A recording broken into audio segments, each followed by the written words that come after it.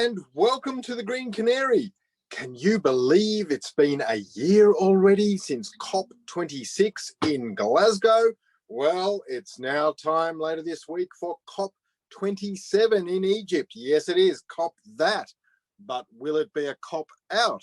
Well, we're going to talk about that today in the pod. We're also going to be talking about a new report on the emissions gap, which is exactly the sort of reason why we need some good results at COP this week.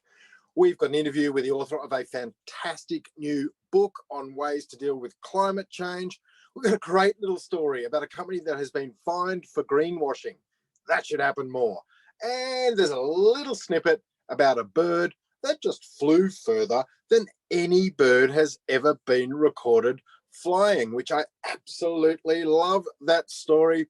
But let us fly, Elfie Scott and I am, of course, Ant Sharwood, and let's just rip straight into the first story about COP27. Oh, I better ask you how you are, Elfie. How's things? I'm good. I'm excited to talk about this, actually, because you're right. We did launch last year basically off the back of COP26. So now it is exciting to be here for COP27. It's literally right around the corner. It is running from Sunday, November 6th to Friday, the 18th of November in Egypt.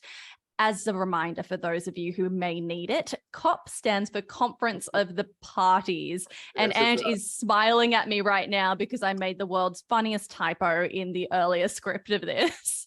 Yeah, Elfie and listeners, this just sent me giggling for hours. I've only just recovered. She wrote that it was the Conference of the Pirates. Yes, me hearties. We're going to get together to discuss climate change mitigation and ponder some doubloons, whatever they are. Yeah, so look, actually, COP this year is being held in Sharm el Sheikh, which, for those of you who are good at Egyptian geography, it's at the bottom of the Sinai Peninsula. It is on the Red Sea. The Red Sea is one of the most pirate-prone waterways in the world right now, Elfie. So it might have almost been a good typo, not a bad typo, but it was a funny typo, that's for sure. There you go, Anne, always coming through with the little trivia bits. Anyway, so this is the 27th event of the COPs. It is a 2-week-long series of conferences, talks, and discussions between global leaders to tackle issues related to climate change. So for those of you who may remember, last year's COP26 marked 5 years since the signing of the Paris Agreement. It culminated in the Glasgow Climate Pact, which kept the goal of curbing global warming to 1.5 degrees Celsius alive, but with, quote, a weak pulse, as the then UK presidency declared. This is going to be a very interesting year. I think that it has been a couple of very disappointing years of COPs, and now we really have to see some governments knuckling down. And do you want to take us through what we expect to see from the Australian government and the sort of things that we should be keeping an eye on? Well, let's talk about who we're going to see. We're going to see Chris Bowen. Chris Bowen is going. And look, I think there's some sort of, feeling that maybe Albanese should have gone. I personally think he would have copped a bit of flack. Can't stop saying cop, Elfie, help me. But I feel like there may have been criticism because he has been out of the country a fair bit. So Chris Bowen has been sitting in the shadow climate role. He has readied himself for this moment. I hope that Chris Bowen gets on the global stage and makes a good show. At least he can take the 43%, which we know is not the world's most ambitious target. But one of the things, of course, that's going to be on the agenda at COP is further climate mitigation. Now the documentation around this year's conference says that we need 45% cuts in global emissions by the end of the decade to stay below that Paris target of 1.5 degrees. We're getting perilously close to that. We're up to about 1.3 so far, I believe, global warming, in the fossil fuel age. So absolutely, further emissions cuts, further commitments to that are going to be on the agenda. Also on the agenda, and this is crucial because COP is in, Egypt, which is a developing nation, is support for developing nations to transition to clean energy. It is not cheap to do that. It is not easy to say, right, we're chucking out this dirty old technology. ushering in a bunch of new clean technology. That costs money in the transition. On the table is going to be how we can help developing nations make that transition. So they are two really important things that are going to be happening at COP this year. Yeah, fantastic. Okay, should we move on to our second story, which actually comes off the back of COP in a way, because this is a new report from the UN Environment Programme that was published this week. And it really reminds us of why we need to see the Conference of the Parties commit to bigger goals. All right, let's talk about this, Ant. What did this study say? It's the emissions gap report. Yes, it is. And it is a UN report. And look, basically it said that what is the emissions gap? It's the gap, I guess, between our commitments, our goals, our stated aims, and how we're actually going. So here's how we're actually going. Current policies in place will lead us to a 2.8 degree rise in temperatures by the end of the century. Now, you made a really good point today earlier.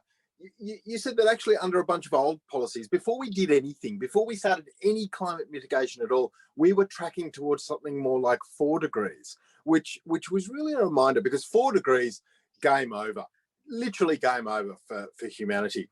As you work down from there, you get to a whole bunch of sort of worse scenarios or less bad scenarios, but it's still pretty bad. But look, 2.8 is still not acceptable. Let's be clear about that. We need to see 45% reductions, said the emissions gap report, by the end of the decade to stay under 1.5 degrees. We need 30% to stay under 2 degrees. And Elfie, I know you're all over this. Why is 2 degrees such an important number? Well, look, I don't know if 2 degrees is necessarily an important number, but there is a very strong gap between 1.5 degrees and 2 degrees of warming. So as much as we might say, reducing by 30% could be acceptable by 2030, we really have to talk about the implications of the world increasing in temperature by 2 degrees as opposed to 1.5. So a couple of years ago, the IPCC actually published a report outlining the difference between those two temperatures.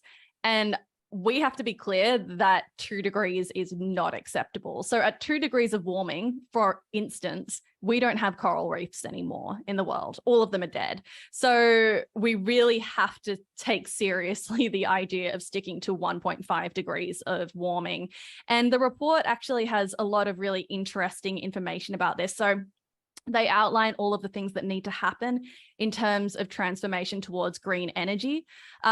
Interestingly, and I didn't really know this, Ant, but they point towards food systems at one point in the report, and they say that there needs to be rapid and lasting cuts to the emissions caused by food systems because they account for 1/3 of all global emissions. I had no idea. But basically what the report says is we are generally moving in the right direction. We've just got to be going so much faster. Yeah, I mean, food systems are interesting because they mean everything. They even mean the transportation around food. I mean, sometimes I see, it's wintertime here and you'll see American cherries in the shops. They should not be sending cherries around the world on trucks, planes, boats, more trucks, so that we can have cherries in winter. I mean, we've got to live a little bit more seasonally, but that's just a sort of small but illustrative example. Yes. But look, as ever, this being a UN report, leave it to Antonio Guterres. He's a hero of mine. That when you line up all the great UN chiefs of the past, from Kofi Annan to Boutros Ghali and Javier Perez de Cuellar, I love just naming. I'm so boring at parties. That's what I do, Elfie. I just go and name old UN chiefs. It's just such a terrible party trick, but I think I'm funny. But look, anyway, Antonio Guterres, the current chief, is my hero. He said, "My message to the youth of today, do not take up careers with the climate wreckers. I urge you to be the generation that succeeds in addressing the planetary emergency of climate change." Well said, Antonio. And, that's available online, that emissions gap report. There's plenty in it. Yeah, always a fighting quote from Antonio. That's why we love him.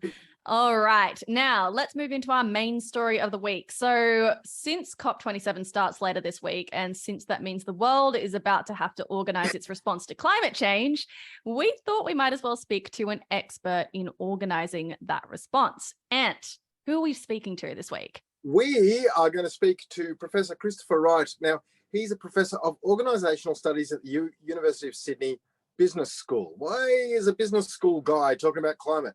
Because he's also a key researcher at the Sydney Environment Institute. And Christopher Wright, I've known him for a few years. He's a terrific guy. He is at the intersection between business and climate. Absolutely fascinating guy. So as you said, look, the world's getting together to talk about responses to climate change. Christopher Wright is the co-author of a new book called Organising Responses to Climate Change. Full title, Organising Responses to Climate Change, the Politics of Mitigation, Adaptation and Suffering.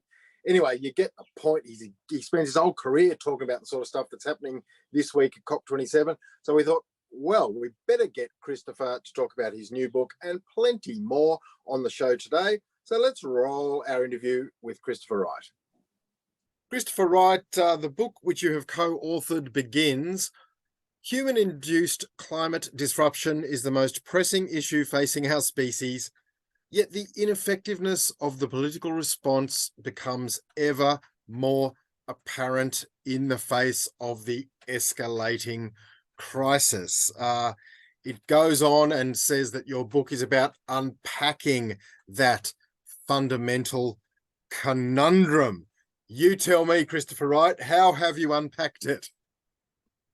Yeah, thanks, Ant. I think that the key issue that, as that quote suggests, that Danielle and Vanessa and I have been puzzling over the years is why, given the voluminous scientific literature on human-induced climate disruption, the political and corporate response, business response, has been so timid and so weak. And so in the book, we basically sort of argue that the reason for that is that the response is organised in a certain way, that the response to climate change is organised around policy and business responses which ensure that nothing significant really changes, in the sense of continued economic growth ad infinitum based on fossil energy primarily, and that any changes that are made basically tinker with that at the margins. So we talk about in the book the way in which the politics of mitigation, reducing carbon emissions, is all about commitments to net zero at some future date, or fanciful technological sort of solutions like carbon capture and storage, or whatever it might be, which basically don't challenge the fundamental problem. We talk about how the politics of adaptation is basically framed by business and political elites around ensuring that there are new market opportunities to make money in different markets, rather than actually meaningfully adapt to the big extreme weather impacts we're going to see or are seeing now. And then finally, we look at the politics of suffering, which is how the current impacts, particularly in the developing world, are framed in ways that give us comfort in the developed world, that they're happening somewhere else and we don't have to worry about them, and ultimately they become something of a spectacle for consumption. So what we're basically arguing is that the sort of the political economy of the climate crisis is being organised by those who have a vested interest in ensuring that nothing significant changes. Yes, and those points are incredibly well made in the book. And, there are so many great quotes in that intro.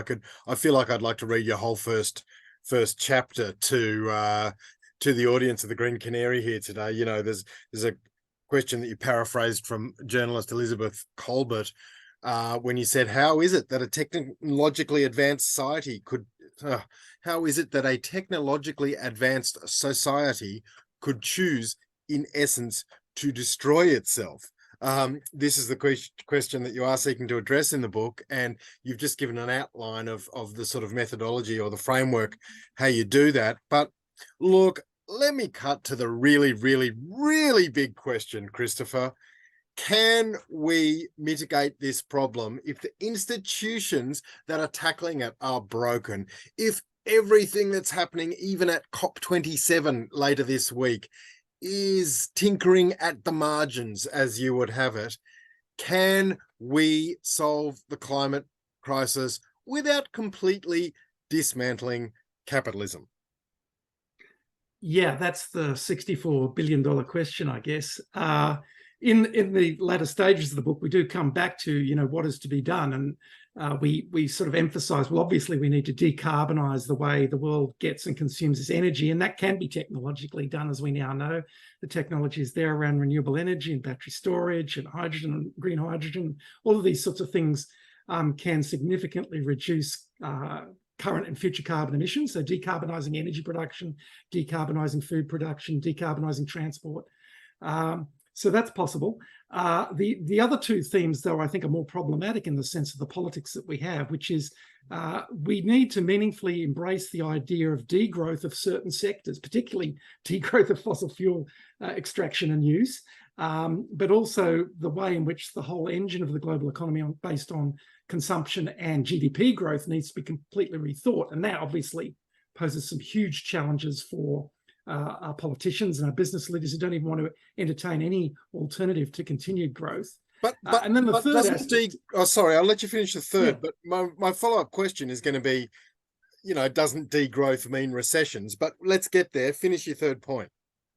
Well, the third point was about the need for increased democracy in the way in which we don't just participate in democracies in terms of casting a vote every 3 years. It's about having meaningful democracy in the decisions that affect us. And that means in reinventing the way our politics is organised and done, which is a huge task because we're sort of locked into this imaginary of party politics.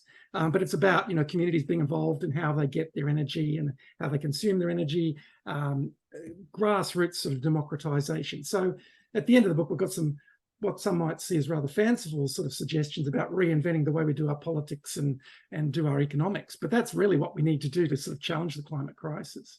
Yeah, and the book is called Organising Responses to Climate Change, and you get there. You get to the way in which some of those responses might be organised. But I do come back to my question. When you talk of degrowth, which is one of your key D words in there, you know, alongside decarbonisation and democracy, does not degrowth. It's a scary thing to put out there in the public realm. Doesn't it mean a shrinking economy? Doesn't it mean, you know, to paraphrase South Park, they took our jobs?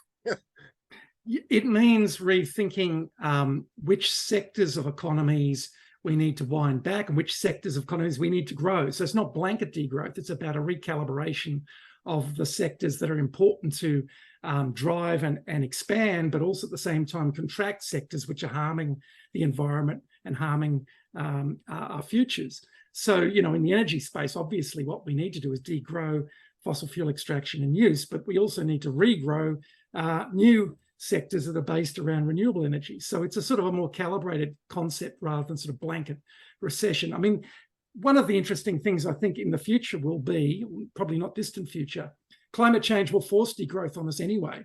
As we're starting to see these extreme weather events become more extreme and more profound, entire supply chains will be shut down, populations will be endangered, cities themselves on the coast will have to move basically. So there will be forced degrowth if we don't do anything anyway, and it'll be a pretty horrible and ghastly degrowth at that.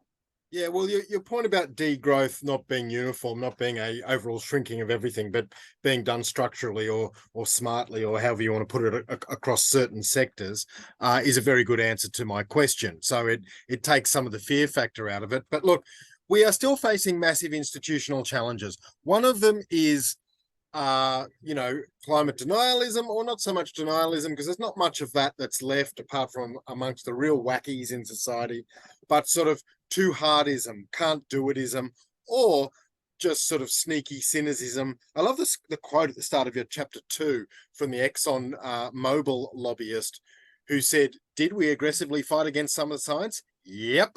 Did we join some of those shadow groups to work against some of the early efforts? Yep, that's also true. But ... we were looking out for our shareholders," said he. So what are we going to do about the companies that are still looking out for their shareholders? Yeah, this is the problem, because they're still doing that. As you say, it's no longer that explicit climate denial. It's this delayism that we see all around. And I think one of the chapters we talk about from denial to delay. So there's this sort of idea in the commitments, say, to net zero by 2050, whatever, that all large organisations and nations seem to be signing up to. It's kicking the can down the road. It's not really meaningfully engaging what we have to do now. It's about delaying the problem. And, you know, the fossil fuel industries are fighting tooth and nail to ensure that they can continue to extract fossil energy as long as they can to maximize returns to shareholders. So it's a perfectly logical business strategy for them, and they've been doing it for 40 or 50 years with great success. So what do we do about that? Well, unfortunately, we have to disconnect the political power and influence of fossil energy and high carbon industries in government. And in Australia in particular, we're a best case scenario, or possibly worst case scenario for that, in the sense that coal and gas basically call the tune on both sides of Parliament around political decisions. And that occurs through a whole range of mechanisms, political donations, the revolving door of personal appointments between politics and industry. We talk in the book about this idea of a fossil fuel hegemony, and what we mean about that is a sort of a creation of an ideology that you can't actually challenge fossil energy. It's common sense that we get our energy from fossil fuels, and to challenge that is seen as naive or crazy or stupid. And that's the framing that is constantly presented by politics, by media, that we see. And so that's a very tough nut to crack, because we have to sort of challenge these assumptions. And we're starting to see it. I mean, all those social movements out in the street. Well, I was going to get there. Strikes. Yeah. As a sort of positive note to end this interview on, Christopher, there is a sense of hope at the end of your book, Organising Responses to Climate Change. And it does come through those grassroots movements. That's where the hegemony, I always said hegemony. Was I wrong all these years? Anyway, you say hegemony, I say tomato. But that is where a lot of your hopefulness or optimism towards change in the future comes from, isn't it? Is from seeing how grassroots movements might spread their wings wider and become a model for the rest of us to base our response to climate change on. Yes, indeed. I mean, if you think back just 10 years, how rapidly things have changed in the social and the political discourse, and we've had the election of the Greens and the Teals in Australia, and similar things happening in Europe and North America and elsewhere. There's a vibrant environmental and climate mobilisation happening, and you often forget how rapidly and how pervasive that change is. You know, the Greta Thunberg example of the school strikes is, I think, particularly strong there. And even more recently, the examples of the Scientists for Climate, you know, with the actions, you know, in front of buildings and things. So these are sort of symbolic and important protest movements which raise this issue, because I think one of the biggest problems we've had for the last 20 or 30 years, particularly in Australia, is what I call climate change fight club, where we just don't talk about climate change. And I think I was listening to one of your podcasts recently. You mentioned that the BOM, the Bureau of Meteorology, had these sort of policies about not mentioning climate change. So it's the fact that we can now talk about it and it's out there, I think, is part of this process of driving the change that we need, challenging the hegemony, and in a sense, sort of thinking, well, this isn't common sense, this is madness, and we need to rethink the way that we are structuring our economies and our politics. Yeah, that's very well said. Well, look, I'm going to come out of this interview, Christopher, and ask Elfie whether she says hegemony or hegemony or whatever, see an enemy, whatever she says. We'll work that one out. But for now, your book, your terrific book, which I would urge everyone to buy, is Organising Responses to Climate Change, the Politics of Mitigation, Adaptation and Suffering. Suffering is actually a key thing in there, which we didn't touch on, but we'll let the listeners find that when they buy themselves your book for Christmas. So, Christopher Wright, thank you so much for coming on the Green Canary podcast today. Thanks very much, Ant. It was a pleasure. Okay, for the record, and I think that I say hegemony, but also how many times do you say that word out loud in your everyday life? I think I've said it maybe twice in my life, maybe. That's actually a really good point. It's one of those words you see on the page. And look, far be it for you and I, humble non-academics, to think it's hegemony. If Christopher Wright says it's hegemony, then as I said, see an enemy, then perhaps he knows better than we. But because I'm a commoner and very set in my ways, I'm going to keep saying hegemony. That's completely fair enough. But also, thank you so much for bringing us such a fascinating interview. We are going to move into mulch now, but I only want to move into mulch because the first story that we're going to talk about is actually off the back of something that Christopher said in that interview. So we want to talk about taxing gas after the budget. And this is something that we really just want to go over after the budget was announced by Treasurer Jim Chalmers. So a lot of it was putting dollar figures to plans that had already been announced, but we have to say there were a lot of significant investments in a lot of renewable energy. There were things like rewiring the grid and securing that connection between Tasmania and Victoria that we spoke about last week, the Marinus Link, I think it's called. But I thought the Marinus Link was the next James Bond movie, Elfie, when I first read it, the Marinus Link. That's where the Conference of the Pirates happens, Anne. It's But all coming together. But one thing that we really wanted to speak about, because it's something that a lot of experts were speaking about after the budget, was how wild it is how little fossil fuel companies are being taxed in Australia. And Dr. Sophie Scamps, Teal Independent, was on Twitter this week talking about the extremely low petroleum resource rent tax in Australia. So that rent tax is a tax generally on profits generated from the sale of marketable petroleum commodities, according to the Australian Tax Office. That is a mouthful. But basically, it's the tax that we charge these private companies for mining these resources in Australia and then exporting them overseas, which right now they are doing for massive profits because of the war in Ukraine driving up those commodities.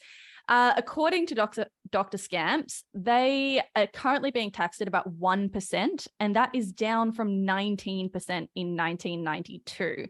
Now, for contrast, Norway taxes their oil and gas companies at 78%, which is crazy when you think about it, because that means they're still profitable at being taxed at 78%. And that is insane. And this was great work from Sophie Scamps. We've spoken before about how the Teal Independents, we haven't spoken much about the Teal Independents since the May election, actually, because they were going to hold the balance of power. We thought, we supposed, for quite a few days there in the lower house, until it became clear that Labor had a majority.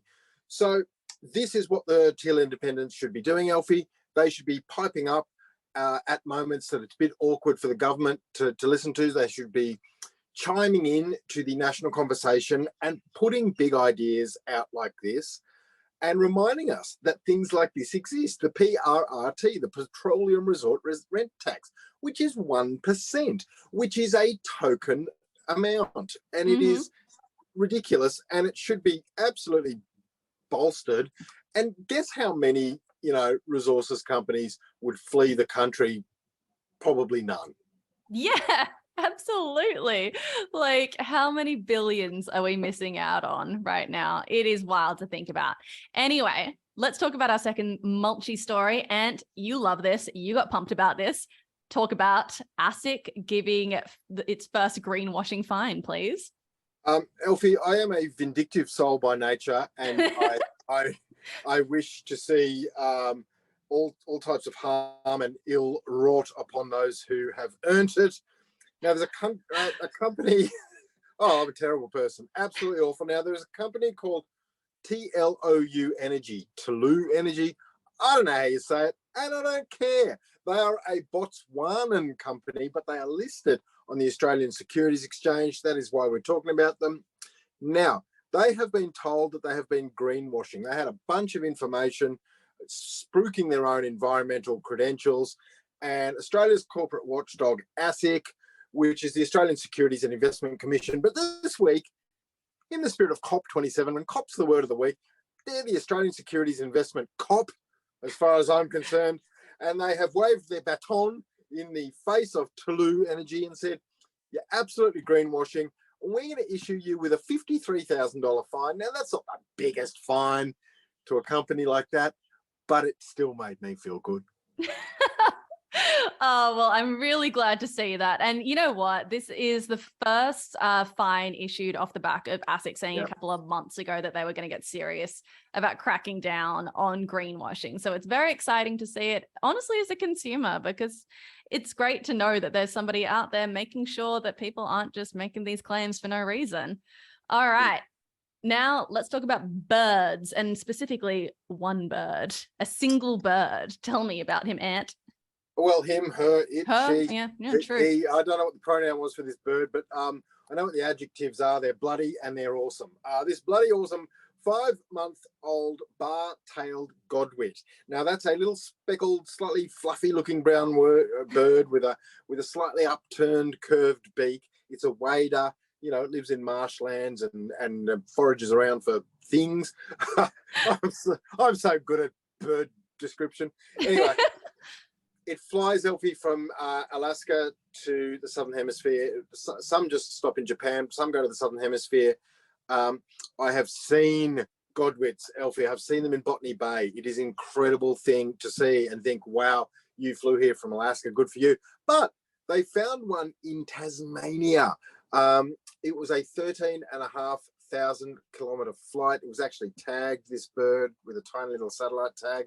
And it's believed to have broken by 500 kilometres the record for the longest known bird flight, which is amazing. And I actually learned something very interesting about the godwit, I've got to say, which is that even though they make that massive migration from Alaska to New Zealand every year, they can't actually land on water at any given point during that because they are not able to fly once they've landed on water, which seems like a kind of adaptive mistake for a bird that has to fly that bloody far every year, right? It sort of does, actually, but it is amazing. I think the problem might be that they can't take off in water. They might be able to land on it, but they can't take off. But whatever the issue is, we must salute the godwit. And look, frankly, we know that so many birds, so many species across the world. I read that some migratory birds can no longer fly as far as they need to because they're not getting nutrition, because some of their ecosystems are degraded. It's just pleasing, might have got lucky, but it's still pleasing to know that there are still birds out there that can break these sort of records. So somewhere out there, some species are healthy enough to do that.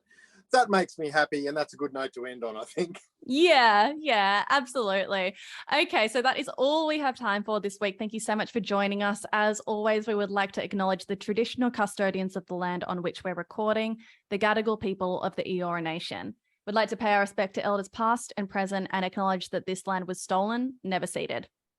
Thank you, Elfie. And I would just like to remind you all to subscribe to our newsletter. You can do that by emailing hello@thegreencanary.co.